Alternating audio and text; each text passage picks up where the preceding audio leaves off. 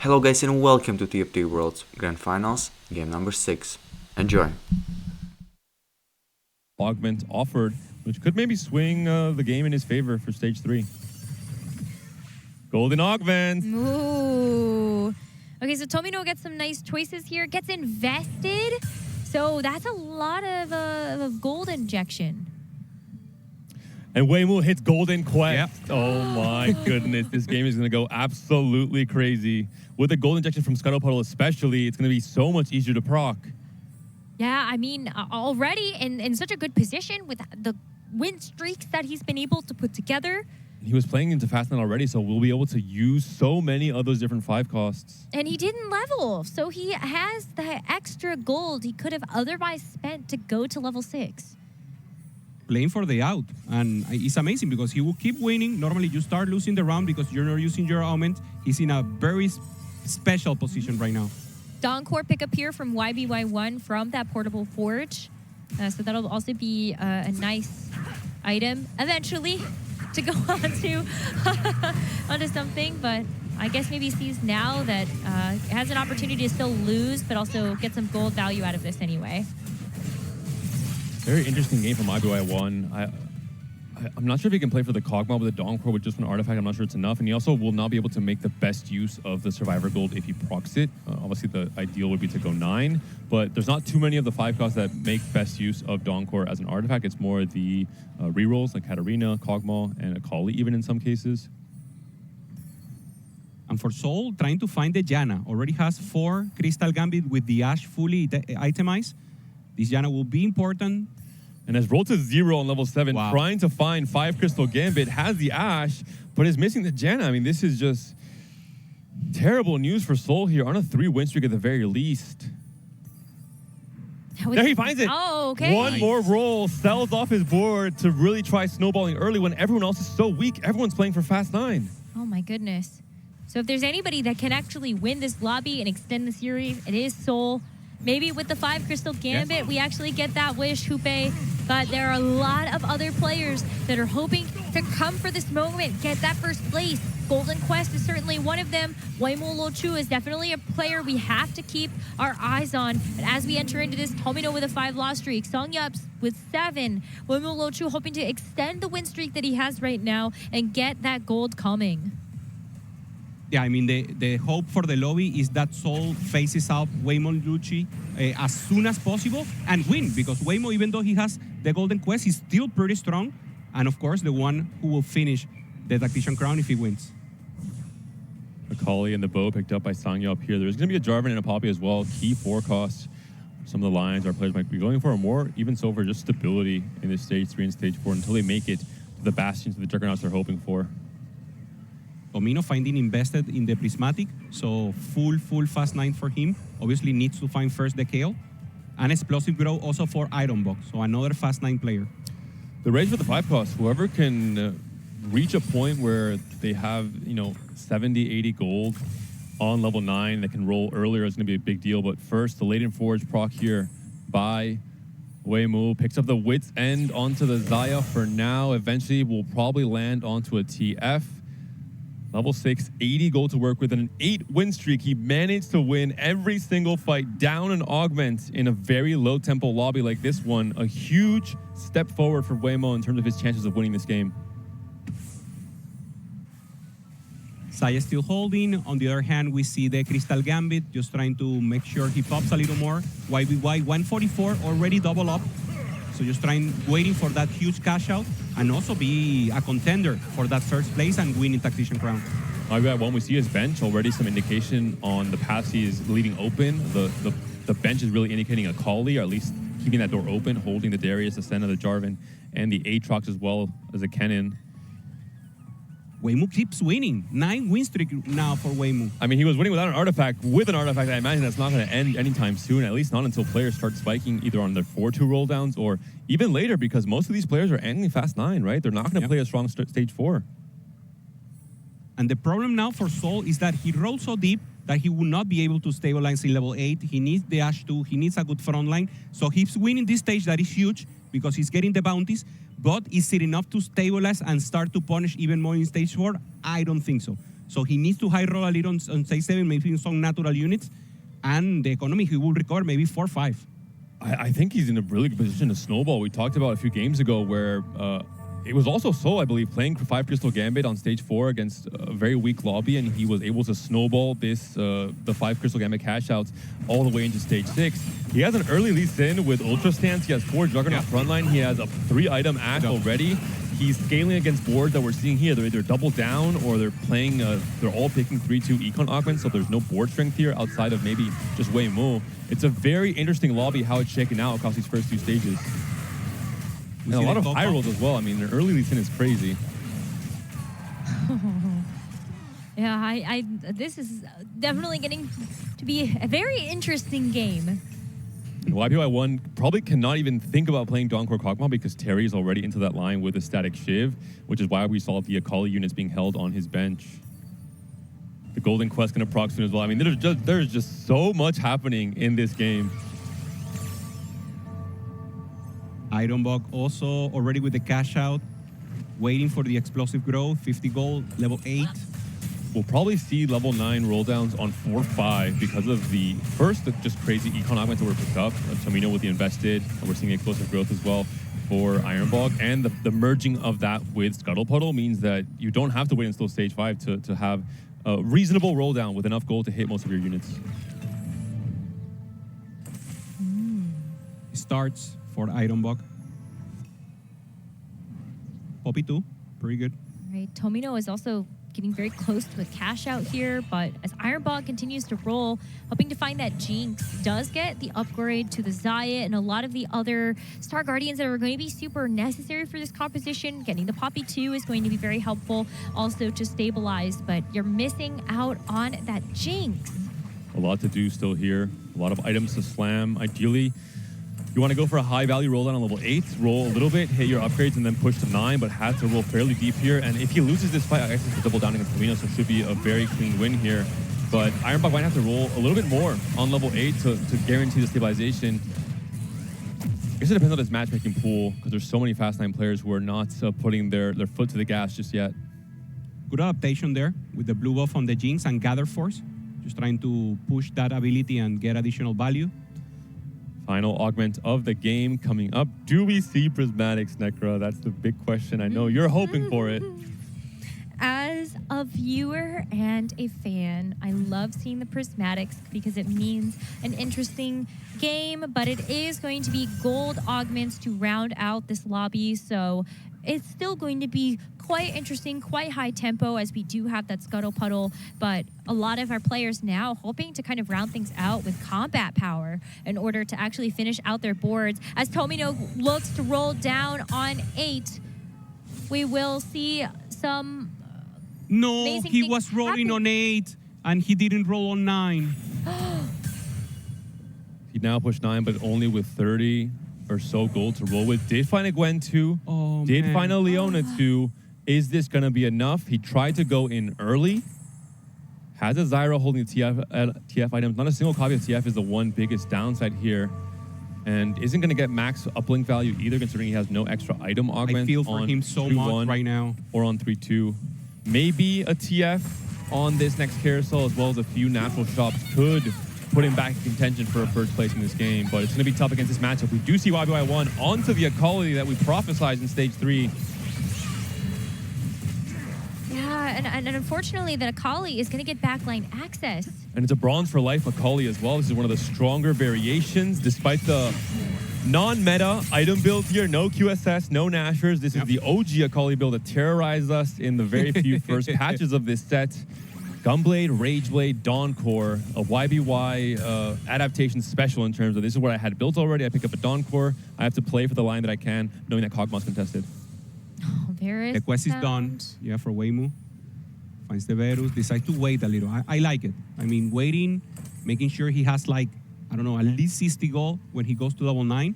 He still have a lot of HP here. Yeah. Necra 65. I think he's good spot still. He's so healthy. The problem is no mana regen for this Varus is maybe an issue, and no even components for mana regen, so we won't see this Varus get its full spike or its full value until stage 5 at the very least. I do think that Varus is one of the weaker options you can get from the 5-cost drop from Golden Quest. And we're going to have to see some pivots. But for Tomino, I'm really worried. At least you do have this Seraphine. It's going to be able to take out mainly. Ashe. But yeah, I think it's going to be hard. This carousel, he needs to find a TF. He's going to be first pick. There's one. It is on the opposite side. Does Without You want this TF? Will he stop Tomino from having a better item holder for the Rage Blade and the Krakens? And of course he does, because it's a fast 9 angle for pretty much every single player. Tomino, not happy, has to rely on this next natural shop. And he needs to pick something.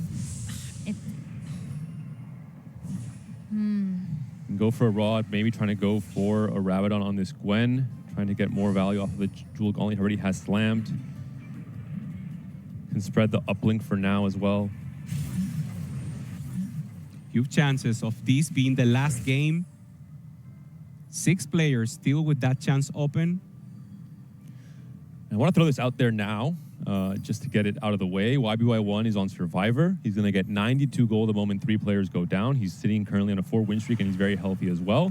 And he's playing an uncontested 4 cost. There's a possibility that YBY1 can try and angle for a Kali 3 as a win condition, considering he can't really opt for... I guess maybe he can opt for a fast 9 with Bronze for life. Casante just in case, having options open. He's going to try and go for a 3-star 4 cost as his win condition. And this is, it's just, again, a great game from YBY1, adapting so well to all the different factors and all the different variables that he's being offered. Even from the random element of getting a Survivor augment off of Silver Destiny. Tomino just waiting for the fall. He knows he cannot step away from the additional rolls that he missed. And for now, just holding up. Tomino, no matter what happens, of course, he will be in check. But he's one of the players, of the 3 players, that can delay this a little more, finds the Lee Sin, and there's the cash out. Big spike for Without You. Finds the Lee Sin to fully itemize. Is now starting to roll down as well. TF2 has been found the most sought after unit. 5 different players currently trying to either fielding or trying to field a TF on their board. And this is worse and worse for Tomino as well, who was missing a copy before now. I don't think he found one in his natural shop, and there's just so many out of the pools already. Also, double melee threat, so very easy for him to access backline here. Uh-oh, the battle of the 1 HP players.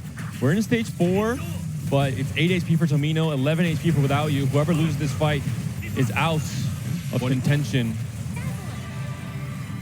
And Tomino, in his case, he won't be able to play Spoiler. He'll reach 20 points, he'll reach check for next game, but he can no longer stop the other players from getting there. Only 2 players having that option right now. Ironbog with 13 points.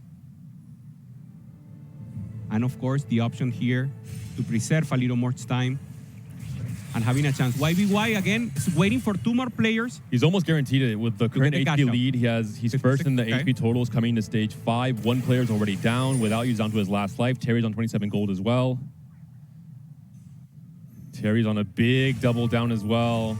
He used Kog'Maw just as a stepping stone to make it to level 9. Can anyone sacrifice their game to pop? I don't think it's the case. It's just too late to obviously open for it or weaken your board to an extent. It doesn't make sense for, I think, anyone's position. And there's just so many players who are trying to stop or grief. If it was just Terry in check, then of course that would be the right play potentially. But I think Terry is ungriefable in his current position.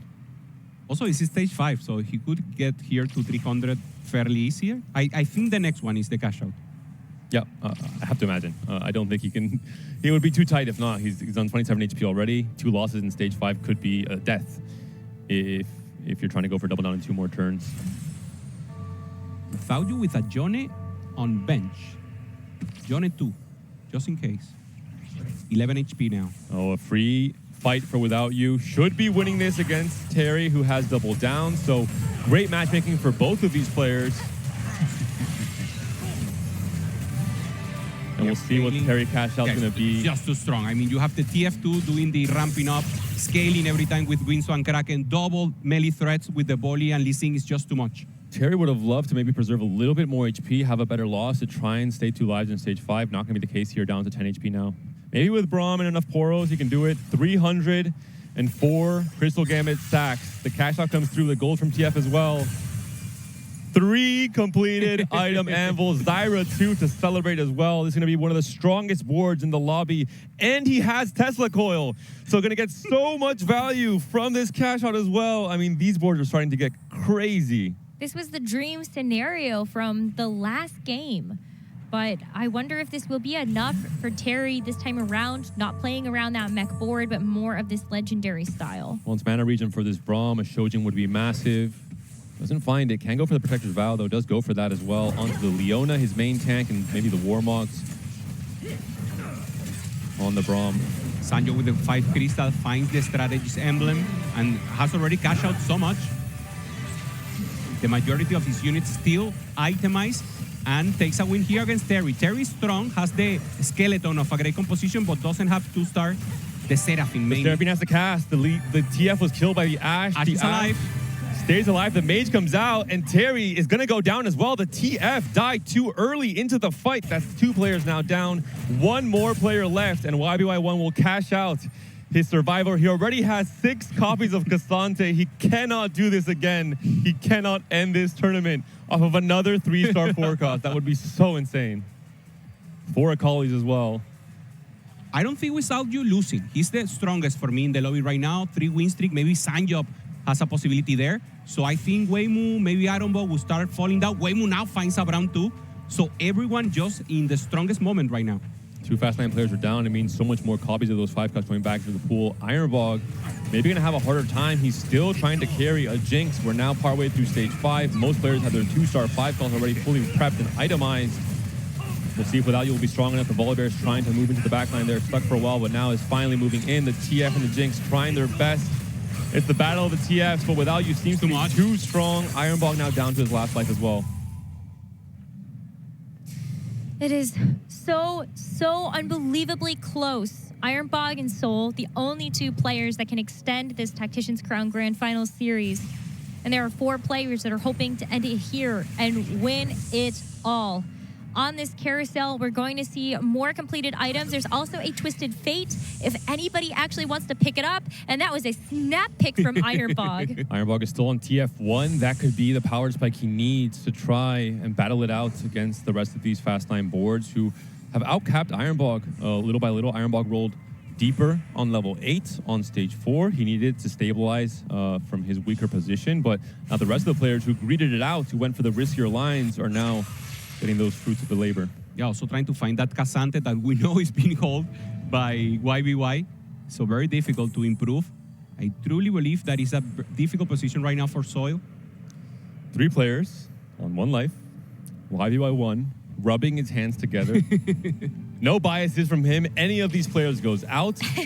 It'll and that do. is the green light. He will start pressing D like it's nobody's business, trying to find that 3-star Cassante or that 3-star Akali. Made for yeah. Seraphine. It is a nice hit in terms of the fruit, and it is also a 2-star Seraphine dealing with Without You, who has found the Twisted Fate 2, but not really a whole lot else. This Juggernaut board is still going to be difficult to deal with since Lee Sin is going to be one of those main carries. But as the Seraphine starts to pop off, it does actually deal with this Lee Sin, and it's just going to be the Twisted Fate 2 against this Leona. Can it actually do the job?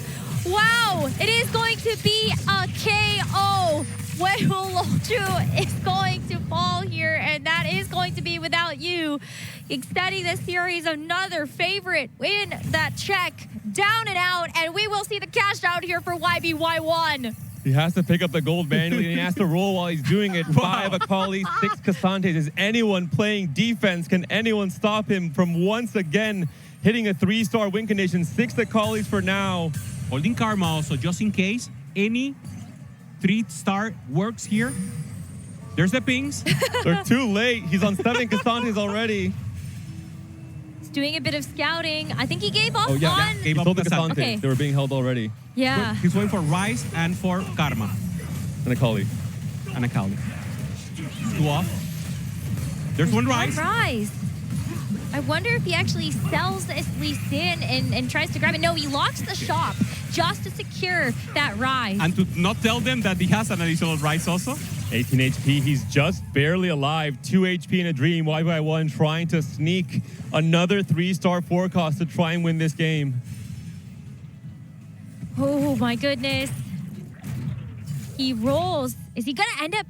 Okay, he might just wait, get as much gold as possible from the crab, and then try to roll from there. Hopefully, we can get a bench check for everybody else as they come over and start pinging that There's he a has rise in the the shop. rises. Soul is gonna pick up a rise and a karma to try to There's an deny Akali this. as well. Soul might be the Wow. hero, at least against 1v1. Two of the units being held. There's a rise for signing up as well, so the rise has already been denied. It's just down to the Akali. I think there might be one more left in the pool, depending on what other players are doing. Well, the one in the shop, maybe there's another one on the bench somewhere, but at the very least, I think we're going to have to see YBY1 give up on the rise or hope that other players feel like they are going to get chickened out of it. There's no hit, though. He sells the Akali. He doesn't know that there's a rise, that rise is no longer possible. He sells the wrong forecast. And all of a sudden, this was the only way YBY1 could win this game. His board will not be able to hang against the rest of these Fast 9 boards. Oh my goodness. Feels like such a missed opportunity, but one of those rises was locked. He did not have the full info. Soul is the big hero, denying YBY1 another 3-star forecast in this game. We'll see what the Donkor Akali can do against Sangyup. Just needs to be able to access this Ashe. But with this Ashe continuing to ramp up, this Akali is just taking a little bit too long to dash to the next target. And so this Ashe is getting so much time to breathe. Rise gets stunned, continues to wail away, and YBY1 gets sent out in 5th.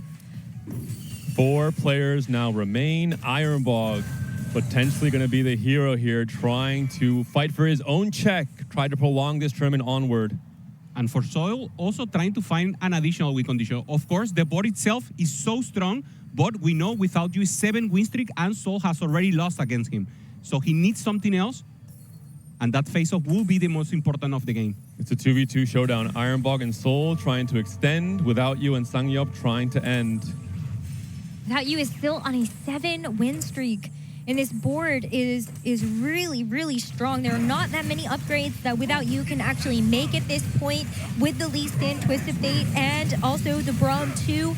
The Zyra in the back is also a lot, so that is going to be happening on the other side as Soul is hoping to do his best to try to stop this, but it's just too strong. Without You gets another elimination. Soul no longer able to play spoiler in this lobby. It's a 1v1. Sangyup also goes out. Ironbog and Without You is going to be the showdown. If Without You wins this here, he will win this Tactician's crown. We mentioned it at the very beginning once Ironbog got off to a slow start. He is the one player you want to rely on to play spoiler to try and extend this tournament onward to a game number 7. Is this board going to be strong enough? Without You has an insane Lee Sin with a Prowler's Claw that can fight RNG his way into a win if he hits the right target. Also with Quicksilver, so the Brown cannot do anything. Brown has to get set, for example, and try to get that possibility. So favor in for Without You. And Ironbog will have to get a miracle here, great position, and go for the win. Eyes on the Lee Sin, eyes on where the resets go once he gets a Prowler's Claw kill. The TF in the backline as well. The burst damage on that right-hand side from Ironbog with the TF and the Jinx trying to burst through. It looks like it is going to be on a weaker side, and as it takes care of the Nefiri, this Jinx and this Twisted Fate are going to start to target some of the bigger players, like that Lee Sin going down. The Prowler's Claw is not going to be able to get there, but as I say that, the Quicksilver actually does shred, and we will see another knockout! Without You has done it. The Lee Sin has done it. The kicks moving on to the Jinx and the TF. Nothing could stop that Lee Sin from winning.